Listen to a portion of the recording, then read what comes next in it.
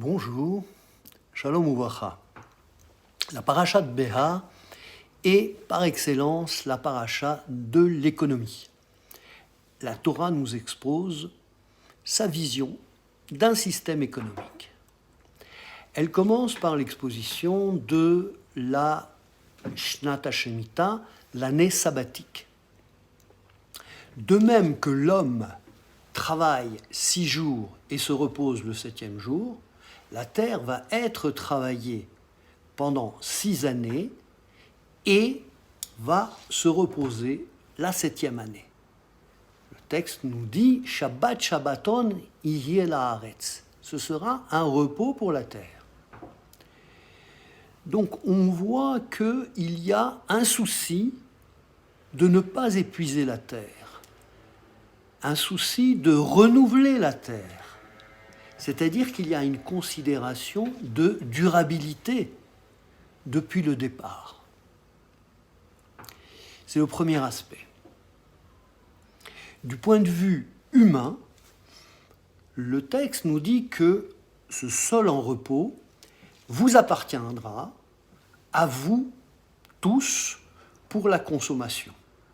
À toi, à ton esclave, à ta servante, aux salariés, et à l'étranger qui habite avec toi. C'est-à-dire que les champs sont ouverts et appartiennent à tout le monde cette année-là.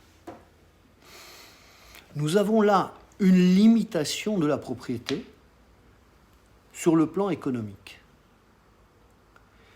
Sur le plan social, eh bien, c'est un accès qui est donné aux non-propriétaires, aux faibles, aux pauvres.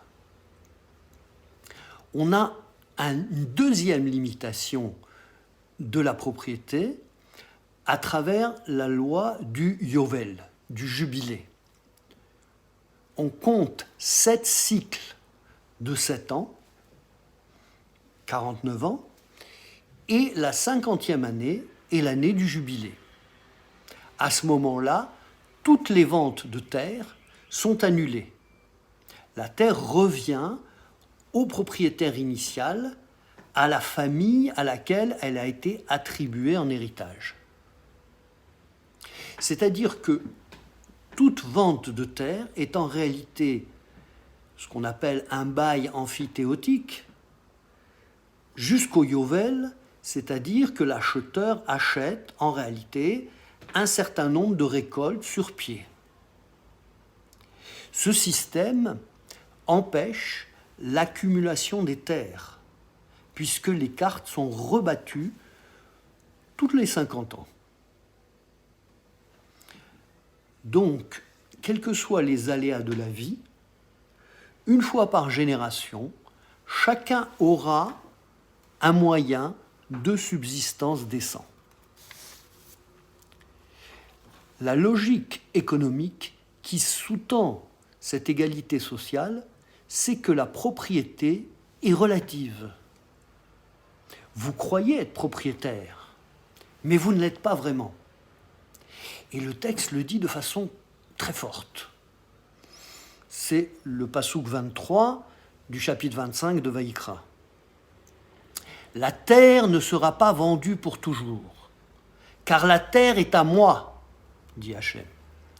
Car vous n'êtes que des étrangers domiciliés chez moi. Même sur la terre promise, celle que je vous ai donnée, vous êtes encore des étrangers. On peut alors comprendre les avertissements terrifiants qui sont donnés dans la paracha de Bechukotai. Si vous ne respectez pas mes commandements, vous serez exilés. La terre vous est donnée sous condition pour accomplir une mission, celle de créer une société exemplaire où chacun peut subvenir à ses besoins avec dignité, où il y a une justice et une solidarité sociale. Le texte l'évoque juste après. Si ton frère s'appauvrit, tu le soutiendras et il vivra avec toi. Et c'est Hachem lui-même, qui est le garant de l'égalité des chances et de la justice sociale. Si vous n'êtes pas dans ce projet, vous n'êtes pas digne de résider sur la terre et vous en serez rejeté. Néanmoins, Hachem fait une promesse à la fin de la parasha de Bechukotai. Dans le pays de vos ennemis, vous reconnaîtrez vos fautes, et moi, je me souviendrai de mon alliance avec Jacob, avec Isaac, avec Abraham, et je me souviendrai de la terre. Malgré tout, je ne les rejetterai pas, je ne les détruirai pas, je n'annulerai pas mon alliance avec eux. On voit que la Torah préconise un système économique original, qui n'est pas un système capitaliste, car il empêche l'accumulation du capital, mais n'est pas non plus un système communiste, puisqu'il reconnaît un certain droit de propriété des biens de production, limité par une redistribution tous les 50 ans. On remarque aussi que dès la racine, l'économique intègre l'écologique et la nécessité de préserver la terre, puisque c'est une des missions de l'homme dès sa création, les Ovda ou le Shomra, pour la servir et la préserver. Et aussi, l'économique est indissociable du social, puisqu'il assure l'égalité des chances, exige la solidarité et le soutien aux plus faibles. Il est d'ailleurs prévu dans les lois de Shemitah, pas dans notre paracha, mais dans la paracha de Re'eh, dans Devarim, une disposition contre le surendettement. Il y a remise de dette tous les 7 ans à l'année de la Shemitah. Donc pour la Torah, l'économique est au service de l'homme.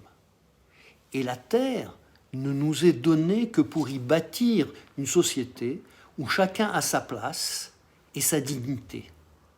Comme le dit le prophète, chacun sous sa vigne et sous son figuier. Une société de fraternité, une société exemplaire aux yeux de toutes les nations. À nous d'être à la hauteur. Shabbat Shalom.